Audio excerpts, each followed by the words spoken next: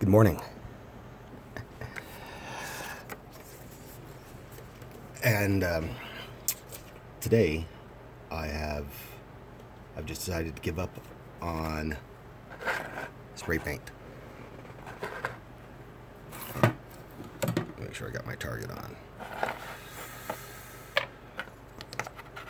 I've been getting really good results with just what I used to use as a kid. A white wash, a very thin white wash. I've got a little bit going here. And all I want to do is take some fresh water, which I keep in a jar because the cat likes to come by, and I have to keep my paint water in a jar as well for the same reason, because the cat likes to come by and... Oh, what's this? This looks interesting, the cat thinks. So, I am taking me a glob of the white paint, and I think I actually have a little too much. There we go, that seems about right. Take a glob of the white paint, and I wanted a kind of crazy scout.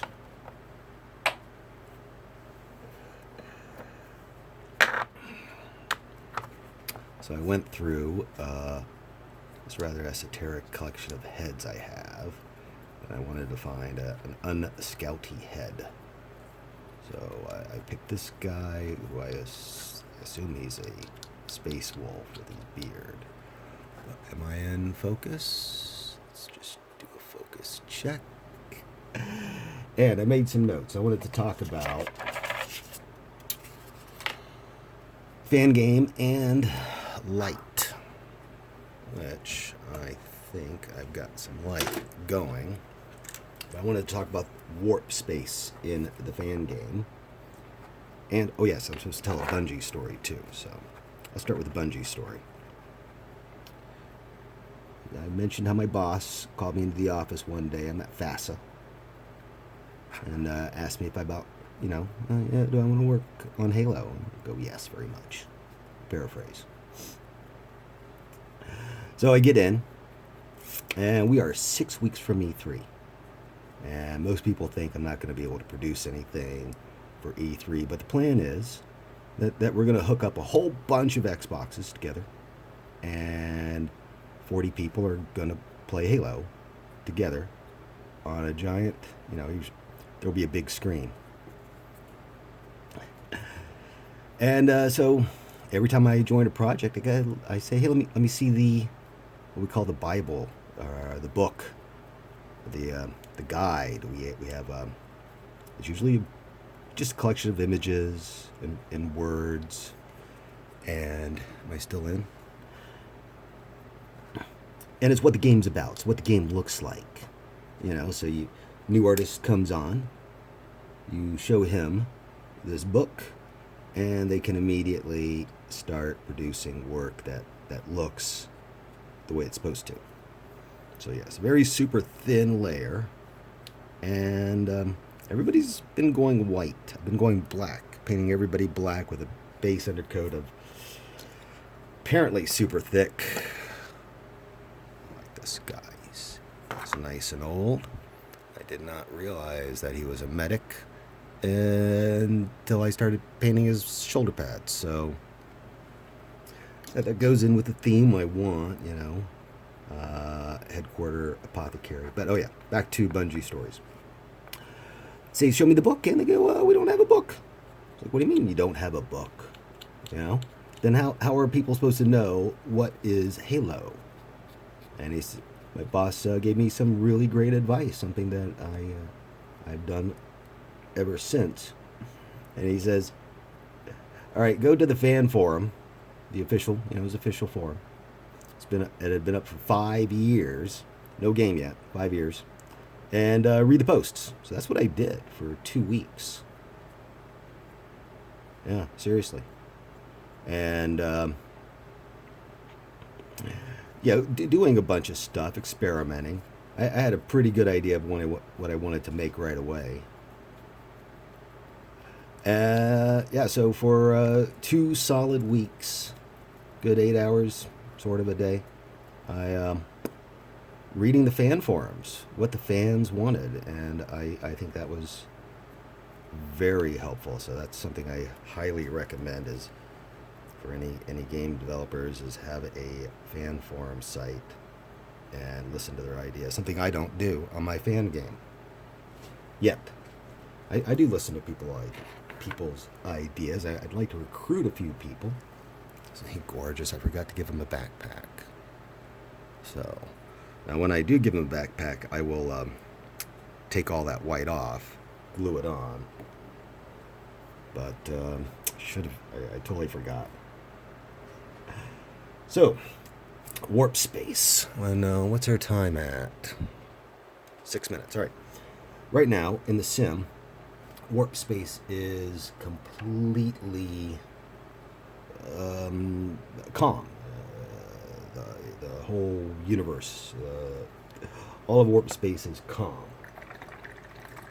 and you can see the Astronomicon from like halfway across the galaxy. So what I'm working on now is taking the information that the game is getting from these 3 random Emperor's Tarot cards that I'm doing at the beginning of the age, and it is modifying a bunch of things. Also, how calm warp space is, and it'll never be completely calm ever again. But that's the starting point, and I'm working on some storm clouds and a couple of tricks on how to do lightning on that. And I wanted to get a couple of brushes ready, which I should have done. And I have given this guy, this scout, just a bit of coating of yellow. And we're working on his. We don't need you at the moment.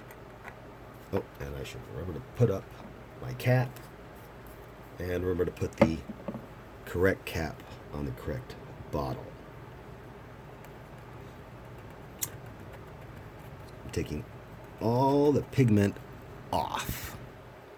And then, are we in focus? Maybe I can go in a little bit more even.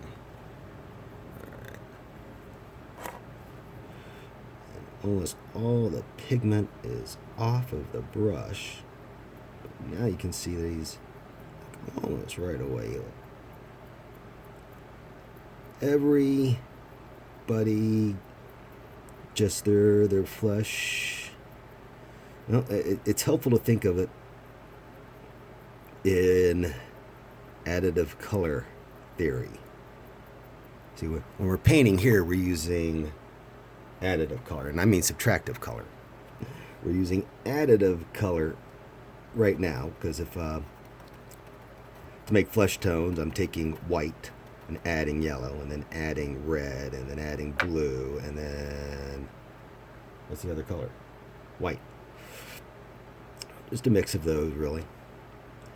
And in subtractive color theory is what we're actually using, here on the I can't find where the camera is. The camera. We're using the camera. The camera is you actually seeing the subtractive color theory.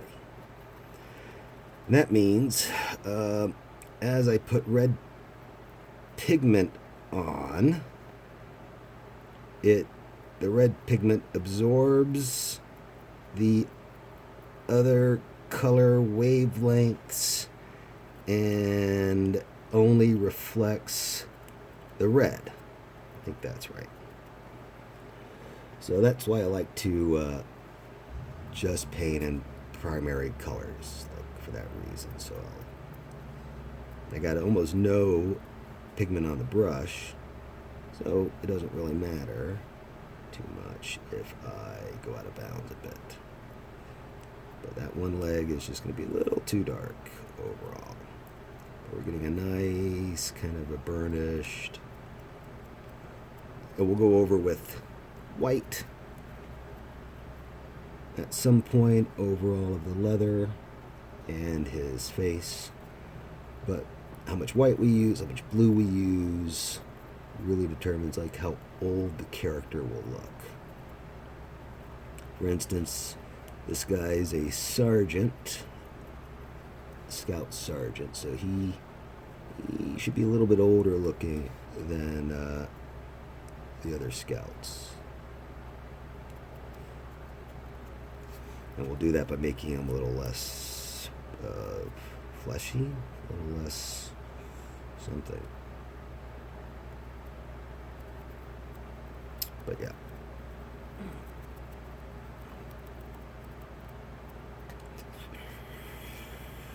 Let's see, warp space, color theory. Did I explain how, like, say, I have a Magos explorator character and how he explores new worlds? And also how, I don't know if I should limit it to just the explorer can explore new worlds, or if any fleet can happen upon a random world. There's good and bad to both. And it has a lot to do with how I'm simulating warp travel for the fleets. Ideally, the ship would travel for a week or two, leave the warp, get their bearings, return back to the warp for a week or two, blah, blah, etc. But that's really, really, really jarring, I think, for the player. So, right now everything's in a hybrid, half warp, half real space.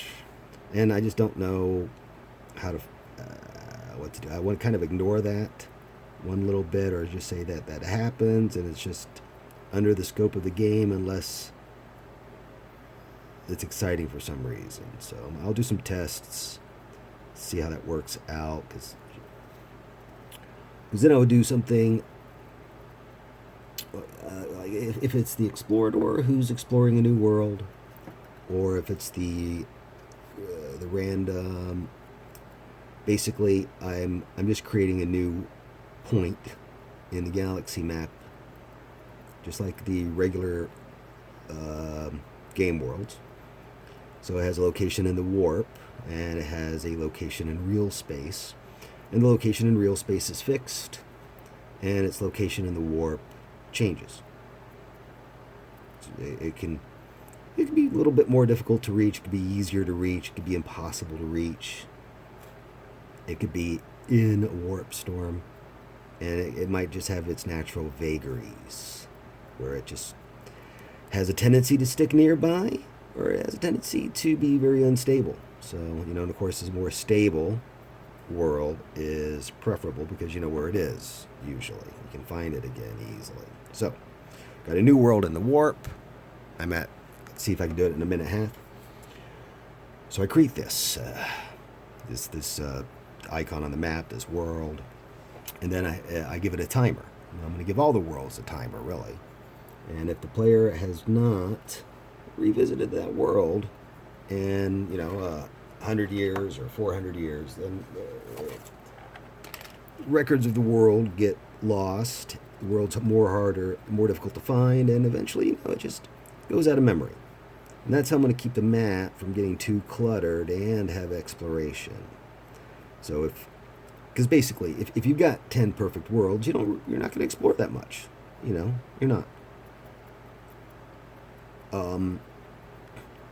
If you don't have a great world, if you don't have a recruiting world, or you've lost your recruiting world, you might want to find one. So, and of course, the explorator will have a little story, depicted in a suite. I'm thinking like the minor cards for the tarot might be little stories. That way I can expand it. So the Magos Explorator's story, and the Chapter Master's story. See? So it's just because of the way that authority is delegated out in the Imperium, unless the player has a wide range of characters to goof around with, and I feel that the character is just too limited to do much. The player is too limited to do much within the lore, keeping it loreful. So that's why I want to make. There's a character, he's an Inquisitor. There's a character, he's, a lot of things that haven't been explored yet. That's what I want to do, like the tax collector. I think there's a lot of fun gameplay. And the way I envision it now, the tax collector would have a sector. The game would create a starting sector for the player. Other cards would, give different things.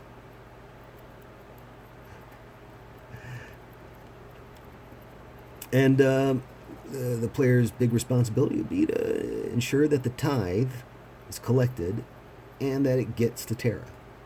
So that would be watching out for pirates, keeping the orcs down, making sure that the planets can provide the tithe, coming down on planets, avoiding rebellions and putting all that fun stuff. But simple enough that I don't have to create the entire infrastructure of the city. I only have to create the part of the city that I need. And I totally lost bounds. And working on some old school scouts. So let's see if we can get those guys in there a bit. Thank you very much. I'm going to go and work on warp storms and making them pretty and making the warp a little more warpish. All right, thank you very much.